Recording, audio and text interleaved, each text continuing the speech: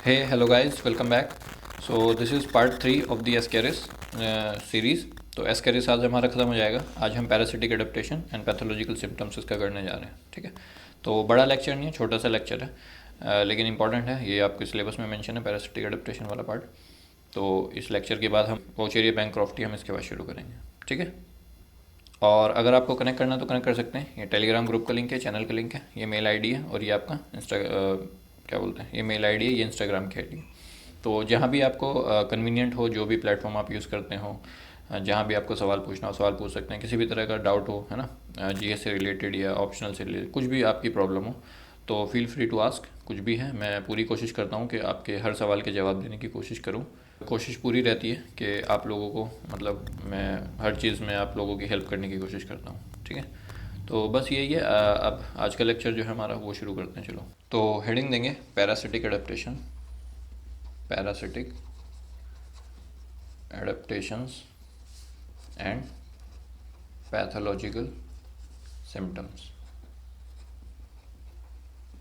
ठीक है, तो सबसे पहले देखते हैं कि पैरासिटिक एडेप्टेशंस क्या क्या हैं। ये जो एस्केरिस है आपका, पैरासिटिक एडेप्टेशन में क्या क्या है, तो वही है जो अभी तक हमने पूरा पढ़ा। तो देखो, सबसे पहले हमने पढ़ा था कि जो इसकी जो स्किन होती है उसमें क्यूटिकल जो होता है वो एंजाइम सिक्रीट करता है, बेसिकली एंटी एंजाइम सिक्रीट करता है, जो डाइजेस्टिव एंजाइम्स होते हैं होस्ट की बॉडी के, उसको न्यूट्रलाइज करता है। ठीक है, उसके बाद दूसरा पॉइंट आप बोल सकते हो कि रेस्पिरेशन एनारोबिक करता है और मेटाबॉलिज्म इसका बहुत स्लो होता है, तो उसकी ज़रूरत नहीं है। सर्कुलेटरी सिस्टम नहीं है इसके पास।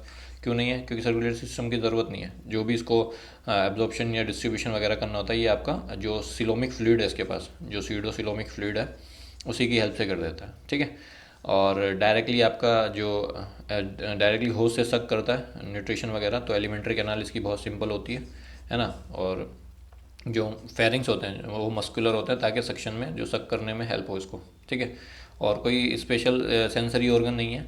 मैंने बताया था इसके पास सेंसरी पेपिला होते हैं। ठीक है, तो पेपिला आपके माउथ के ऊपर होते हैं, जो लिप होते हैं उस पर होते हैं, बट कोई सेंसरी ऑर्गन नहीं है स्पेशली। ठीक है, तो ये आप इसकी एडेप्टेशन है, बेसिकली मॉडिफिकेशन है, ताकि पैरासाइट की तरह सर्वाइव कर सके, है ना। क्योंकि एंडो पैरासाइट है ना, बॉडी के अंदर रहता है, ह्यूमन की गट में रहता है ये। ठीक है, उसके अलावा फर्टिलिटी रेट बहुत ज़्यादा इसका है ना, मिलियंस ऑफ एग प्रोड्यूस कर देता है एक दिन में, है ना, ताकि जो सर्वाइवल के चांसेस है वो ज़्यादा हों। और जो अपना एग है उसके ऊपर एक प्रोटेक्टिव कवरिंग करके रखता है, जो हम पीछे लेक्चर में पढ़ के आए, जिसको हमने बोला था काइटिनियस कवरिंग। ठीक है, तो काइटिनियस होता है ना इसका। तो ये सब, तो बस यही है, कुछ सिंपल सिंपल सी बातें हैं। और जैसे हमने इसमें क्या होता है सक्शन वगैरह के लिए, जैसे उसमें हमने पढ़ा था, जो पीछे प्लेटियल मेंथिस हम पढ़ के आए थे, तो उन लोगों के पास क्या होता है, एडहेसिव सकर्स होते हैं, तो वो चिपक जाते हैं इंटेस्टाइन में। लेकिन इसके पास ऐसा कुछ नहीं है, इसकी तो बॉडी पूरी स्मूथ है।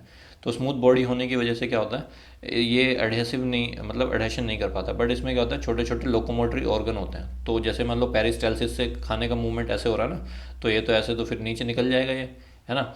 बट ये क्या करता है, अपना एंटी पेरिस्टाल्टिक मूवमेंट करता है लोकोमोटरी ऑर्गन्स के थ्रू, ताकि ये अपनी होस्ट की बॉडी में बना रहे। ठीक है, तो बस यही कुछ इसके पॉइंट्स हैं जो पैरासिटिक एडेप्टेशन में आपको लिखना है। तो मैं लिख देता हूँ जल्दी से आपके जो भी पॉइंट्स हैं। ठीक है, सबसे पहला, it has tough, thick and resistant cuticle. ठीक है, and this cuticle secretes anti enzymes. ठीक है, for against the host enzyme, against the host digestive enzyme. ठीक है भाई, पहला पॉइंट तो हो गया। दूसरा, जो रेस्पिरेशन है आपका, it is anaerobic and metabolism, metabolic rate is low.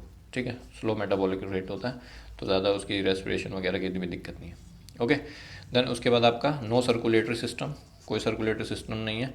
And आप सर्कुलेटरी सिस्टम नहीं है तो इसका मतलब क्या हुआ, कि जो भी आपका ट्रांसपोर्टेशन करना होता है, बट इट ट्रांसपोर्टेशन, मतलब जो भी आपका फूड वगैरह का ट्रांसपोर्टेशन भी अगर करना है, transportation occurs with the help of pseudocoelomic fluid, pseudocoelomic fluid. ठीक है, जो सीडोसिलोम कैविटी है उसमें जो सीडोसिलोमिक फ्लूइड होता है वही आपका हेल्प करता है। देन उसके बाद no sensory organs but have sensory papilla on the lip. ठीक है, and the nervous system is poorly developed, poorly developed. तो नर्वस सिस्टम भी इसका अच्छे से डेवलप नहीं है, ठीक है।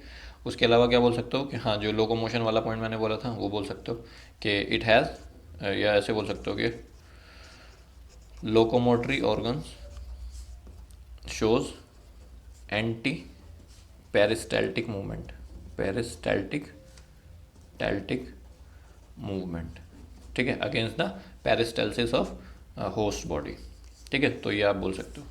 उसके अलावा एक दो पॉइंट और बोल सकते हो आप कि जो एलिमेंट्री कैनाल होती है इज़ वेरी सिंपल, या इज़ सिंपल।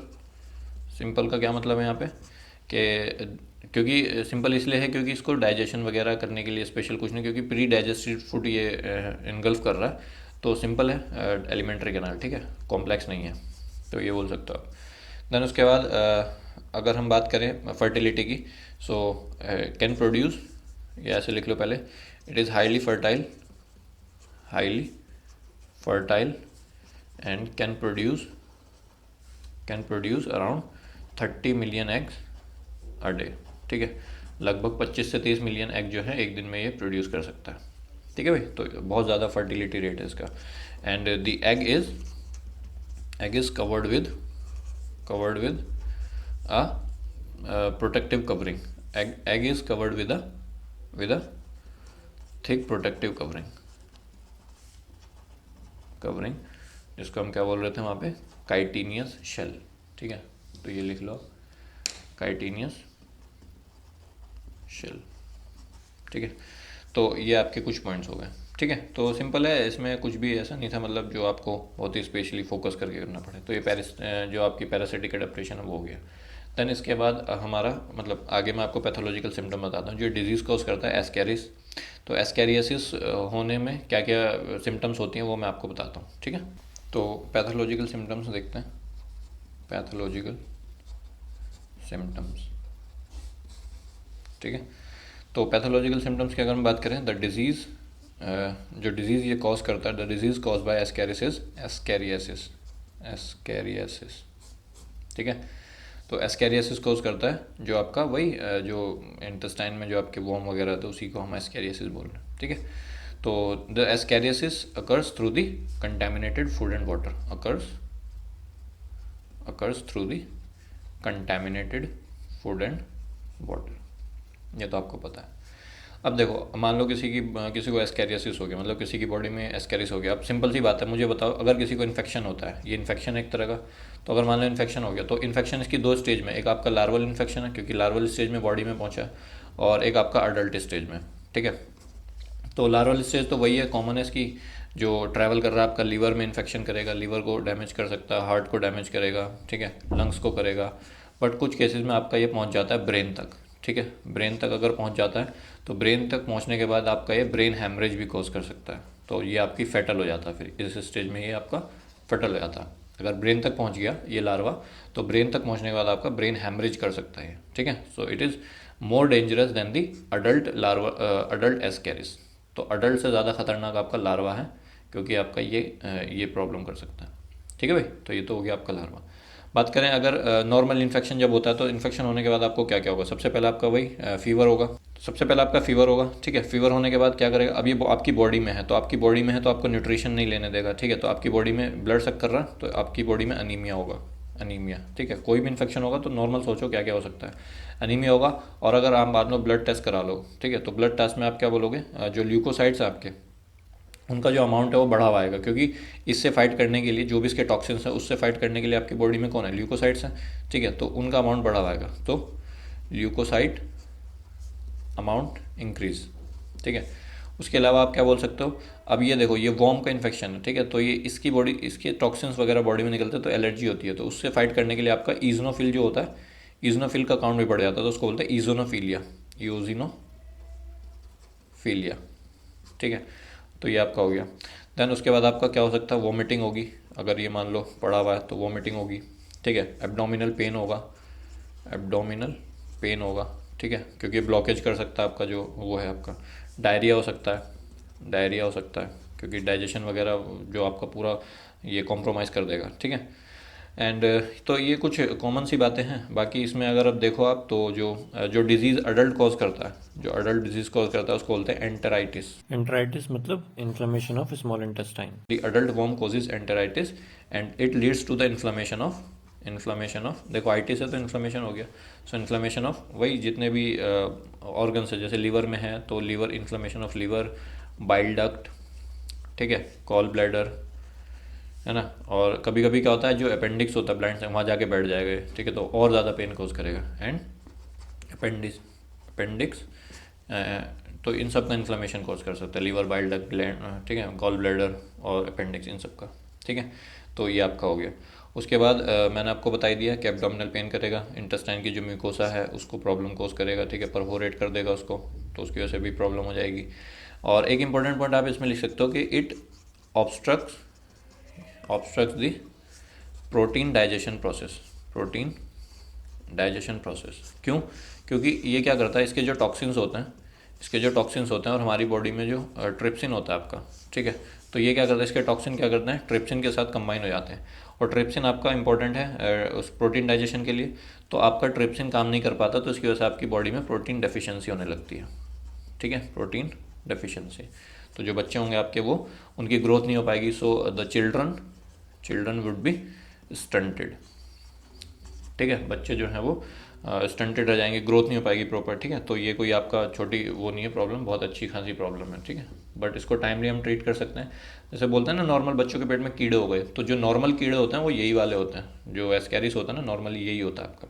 तो उसको ट्रीट करने के लिए बेसिकली हम क्या करते हैं, जो हेलमिंथिक डिजीज़ होती हैं तो उनके लिए एंटी हेलमिंथिक ड्रग्स होते हैं। सो ट्रीटमेंट में आपका एंटी हेलमिंथिक ड्रग्स, तो एंटी हेलमिंथिक ड्रग में आप एक दो नाम लिख लो बस, जैसे डायथियाजीन होता है आपका, डायथियाजीन, ठीक है, तो आप ये दे सकते हो, या जो भी आपको पता है एंटी हेलमिंथिक ड्रग्स वो आप दे सकते हैं नॉर्मली। तो उससे क्या होता है, इसकी जो ग्रोथ होती है वो नहीं हो पाती, और इसको मार देती है ये वाली जो एंटी हेलमिंथिक जो ड्रग्स होती हैं उसको किल कर देती हैं, ठीक है। तो बस यही है आपका। और बाकी बच्चों को जो प्रिकॉशन में अगर हम बोलें तो वही है, बच्चों को जो है हमेशा गंदगी से दूर रखें, साफ़ सफाई वाले इन्वायरमेंट में रखें, है ना। उसके अलावा जो भी, जैसे जो नेल्स होते हैं, बच्चे जो होते हैं इनमें आपका गंदगी जमा हो सकती है, ठीक है, इसमें फीसिस वगैरह हो सकते हैं बच्चों के, ठीक है। तो हमेशा आपके जो नेल्स हैं वो क्लियर होने चाहिए, अदरवाइज़ आधे से ज़्यादा बीमारी तो आप नेल्स के थ्रू ही अपनी बॉडी में अंदर डाल सकते हो, ठीक है। So be hygienic and maintain proper hygienic environment around you, तो आपको कोई भी, ये क्या मतलब, कोई भी बीमारी नहीं होगी अगर आप हाइजीनिक है तो, ठीक है। तो चलो इस लेक्चर को यहीं पेंड करते हैं, एंड अगले लेक्चर में आपको वाउचेरिया बैंक्रॉफ्टी कराऊंगा, देन उसके बाद हम आपका एनालिडा शुरू कर देंगे, ठीक है। तो अगर वीडियो पसंद आई है तो वीडियो को लाइक करें, चैनल को सब्सक्राइब करें। Thank you, bye.